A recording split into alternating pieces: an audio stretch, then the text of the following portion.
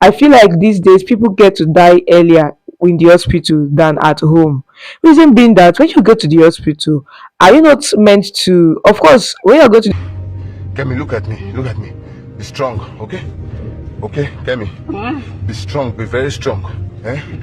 Think about your kids, please. You need to be very strong for me. You need to be very strong, please. Move anywhere, anywhere. Move, go. I beg. I beg, I beg. We've been together for 10 years now. We had 2 girls. After the second one, we decided not to have another kid. Some couple of months ago, she said she has taken in and she has pregnancy. She came back with the result and she told me it was a boy. And that was the reason why we left this pregnancy. The doctor told me to go and deposit 500,000 naira cash. I don't have up to that amount right here, but before the end of today, I can rally around and make some calls. He said, no, they can't do that. They don't do that here. I begged this man, I begged the doctor. I was crying, begging bitterly. Hello, beautiful people. I'm Uguchi Madekoya and I welcome you all to my podcast, The Grey Area, where controversial issues are discussed and dealt with. So, this video you guys just finished watching brings me to the topic I have for today, and which is centered on the healthcare system in Nigeria. Guys, I know you guys might have probably been thinking about this. In fact, I am very sure you guys have been thinking about this thing, but the truth of the matter is that we have a very poor healthcare system in Nigeria. Reason being that I've had experiences like this one has happened to me, like to people very close to me. I've had loved ones who have died, and it's not because they were meant to die, but because of the kind of attention they got in the hospital. And in 2023, I remember saying something that I've noticed and I've observed that, sorry to say, I feel like these days people get to die earlier in the hospital than at home. Reason being that when you go to the hospital, are you not meant to? Of course, when you go to the hospital, you go with this mindset that, oh, I'm going to get the required solution to whatever problem is wrong with me. In fact, I will be fine. But if you look at it properly, you will see that when people get to the hospital, because of lack of proper care from the nurses and doctors, you will see that, oh, they tend to die easily. Right now, look at the case of this man, Mr. Akin Bobola Akitunde Folajime, right? Who is married to, or who was married to his wife named Kemi, right? And then this woman is pregnant, quite alright. Aside from the fact that, this man didn't have money, he couldn't afford the medical bills and all of that. Already Nigeria is already very, very tough these days. So I feel that the hospital should have at least, because, well, the hospital came out eventually and were saying things like, oh, the man was lying and all of that, that they didn't have the required specialists or equipment to treat the woman because of the complications she had, and then they had to transfer them to another hospital and blah blah blah, that the man is just using them as an excuse for his wife's death.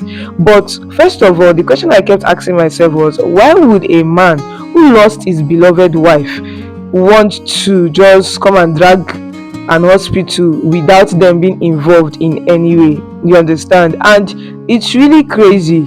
Aside from this man's case, there are several other cases. Like I said earlier, I've had loved ones who are close to me that I lost due to things like this. In fact, the loved ones I lost, it was not as a result of there was no money. There was money, but you see that proper care, that proper attention the patient needs, because most of the times the ones that have died are ones that once were in the emergency ward, and they require so much attention and all of that. And then you see this laxity in the attitude of the doctors and the nurses, like the way they just behave, like, oh, we are coming, and before you know it, the person is losing his life, and before you know it, the person is gone. It is really painful, and I'm very sure it is so painful for this man. So I don't know where we lost our compassion, where we have thrown our sympathy, our empathy rather, our human, because I think we've lost it. We've really lost it, because now doctors are not, they don't just have compassion. They no longer have compassion for sick patients anymore. They have passion for the money, so they don't care. I think coincidentally I came across a post, a meme, or a tweet of a doctor complaining that, oh, they treated someone whose hospital bill was 150k, and then he begged and begged.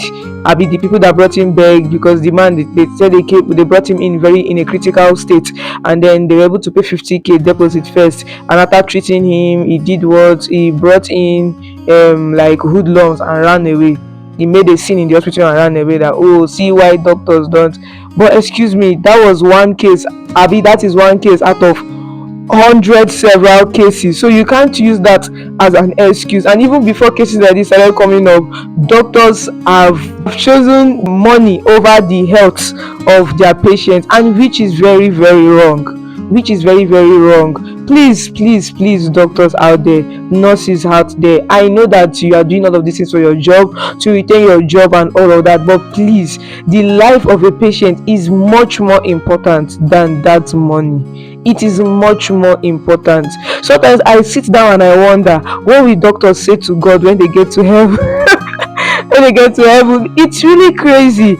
Imagine that you are called, or imagine that you are like you're a doctor. That means people, or even God, are entrusting the lives of people in your hands, because you have the capacity to do one or two to make them become healed, and then you choose money over. No, no, no, no, no, no, Haba, this has to change. This really, I don't know how it is for the man. I'm very sure it's pretty not easy for both the man and his children.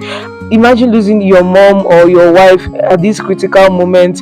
Imagine, oh my god, I came across a video of them, and in fact it is in the video we watched earlier, and then you see that, oh, the family, you could see that this family, they don't have much. They are not, that family that could afford much, but you could see that joy, that love and peace existing in the home. Omo, I don't know how it go be for this man and the children, but I beg, for heaven's sake, let's get better at this. Let's get better at this. We can't keep blaming the government. We can't keep blaming the economy of Nigeria. This particular change we are looking for, this change we are always, clamoring for, and all of that, protesting for. Sometimes it starts with us individually. It starts with us. Please, government healthcare system, let it become better. Private healthcare system, let it become better. Please. We've lost so much people. We've lost a lot. Please, I beg. Thank you so much, guys, for staying tuned to us today. I'm so happy. I'm really, really happy and sad at the same time. I'm sad because of this story, but I'm happy to talk to you guys again. Thank you so much, and see you next week, Friday. We are on YouTube, Spotify, TikTok, Instagram, and Facebook. Please do well to always engage on our posts. If you don't know about our posts, we are on social media, and social media handles. Our name goes by the TGA podcast or the Grey Area podcast. You will see my picture. My beautiful picture is there. So you can identify easily. Thank you so much. Bye, and see you next week, Friday.